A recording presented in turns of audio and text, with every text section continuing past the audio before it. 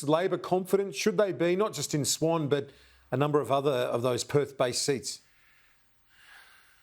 Well, Perth is a good area for Labor, no doubt about that. Mark McGowan's done a remarkable job in Western Australia, and I think federal Labor will benefit somewhat from that as well. As Anita said in that interview, though, Anthony Albanese has a really strong record in infrastructure. He was Australia's first infrastructure minister and oversaw projects right across the country, including in WA. And the West Australians will recall that, and they'll be reminded about it by Labor and by Anthony as the campaign goes on, that this is a fellow who actually goes and builds things. And I think that's a very important message for people in Western Australia. Grahame, in recent years, it's been a stronghold for the coalition. Is Mark McGowan the difference this time around? Certainly the Liberal vote is softer in Western Australia, and I think it's a good seat for Sky to start the year on, because if Mr Albanese cannot win Swan, he can't win the election. If he does win it, it could be a very close election, and we might be talking to the independents for a week or two. It's that seat that if you go in the main street of Perth and look south across the river, that's Swan, and then it winds around to the airport. And Steve Irons was the local member and did a terrific job for the local people. Christy McSqueeny is the new Liberal candidate who sometimes appears on Sky, actually. A very good candidate. But it really is an important Middle Australia seat. And strangely, for a long time, it was held by the Labor Party leader, Kim Beazley. So it really is one of the 4 or 5 seats to watch on election night. And if it falls, it'll give you a pretty good idea who's won. It will be a long night, Bruce, if Labor relies on a couple of seats in Perth, and a nervous night as well. Well, it may well be. I don't think Labor's taking anything for granted at all in this election, despite the fact that the polls have them ahead at the moment. We'll be looking at Perth, and of course that'll come in about 2 hours after the rest of the country. But I think we'll also be having a very close eye on Victoria. The western suburbs of Sydney particularly, I think, are going to be important. And as your reporter said before, Labor needs to pick up 7 seats, which is, not an easy ask, but it's by no means beyond their capacity to do it. On top of that, the Morrison government has to deal with some very strong independents running in what would otherwise be very safe Liberal seats, like the seat of Wentworth in the eastern suburbs of Sydney. So it's going to be a fascinating campaign. I'm really looking forward to it. I think we've got the makings of a very close contest, but one which I think if Labor performs well, and judging by Anthony Albanese's performance today in the Press Club, I think he's hitting his straps at the right time. I think Labor could pull ahead at a vital moment in this campaign, mainly because COVID is still such a mess for the Morrison government. Yeah, well, I'll ask you specifically about the Albanese speech, both of you, in a moment. But to Grahame, before we move to Albanese, this point that Bruce made there, I think, goes to the heart of the difficulty for the Prime Minister right now. A third summer in the job, and a third really difficult summer at that because of the ongoing pandemic, Grahame. Well, I agree.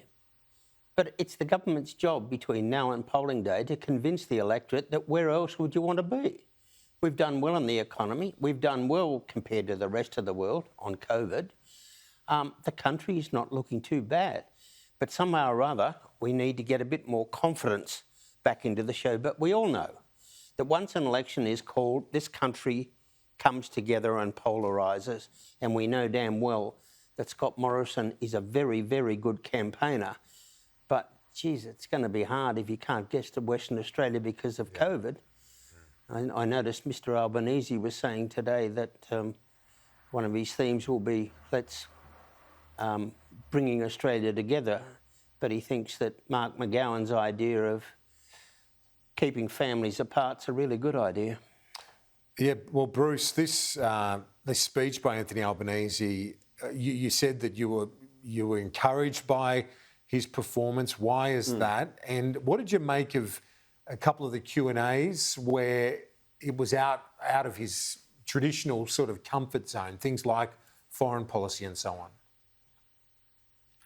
Okay, well, I thought the speech was very impressive, no doubt about that. He gave a polished performance. He set up the case against the Morrison government very well, a government which just seems to be incapable of rolling out any plans, even if it has them, to deal with COVID and other issues, and always seems to be slow in responding, whether it's with vaccines or with the rat tests or any of the other measures that they're meant to be taking, and have fobbed a lot of that off onto the states. That's a very solid narrative. But what I found most impressive about his performance today was the Q&A session, because I thought that he was very comfortable dealing with the questions that were asked. I mean, you had a very specific question about China. Ukraine was obviously a topic of discussion, but they were also talking about health, education, and he answered them directly. He was very articulate. He told his own story well, which I think politicians have got to keep doing. And I think what was most important here was that he gave the impression of being a person who was ready to govern. And that is a critical, intangible measure that people are going to be taking into account when they decide whether they're going to vote for Labor or the Conservatives in this election. Grahame, I'm interested in your thoughts as well, because you've seen many prospective prime ministers, potential leaders of the nation try and step up when needed. Do you think that he's up to it? Can he do it? Look, I thought it was a workmanlike, or work-person-like if you come from the Labor Party, workmanlike performance. But there were some things made me cringe, and he's really got to stay away from it. There was some of it was a 30-year-old speech. You know, let's bring Australia together. That was Bob Hawke's poster, let's bring Australia together. And I can tell you, Anthony Albanese is no Bob Hawke. And then we get this stuff. Here's the things I'm gonna work for. Medicare, jobs, training, manufacturing, childcare, NBN. Well, Medicare, you're going to save Medicare from whom? The Chinese, the Russians, Spider-Man? Who on earth is a threat to Medicare? It's just silly. Jobs, well, he's up against the kings of jobs. When you look at the figures with Scott Morrison and the Treasurer. Training, tick, yeah, so's everybody. Manufacturing, we should have more for manufacturing. Well, so we should. If it wasn't for his union mates, we would have more. Childcare, tick, NBN, bit of an argument. But in the end, the main theme, seemed to me, was kids back at school. And somehow or other, we're going to have a psychiatrist-led recovery where every child at school is going to have their own psychiatrist. Charming. What a great way to run a country. Grahame Morris, Bruce Hawker, gentlemen. That's not true. We'll have many discussions over coming weeks. I appreciate your time as always. Talk to you soon.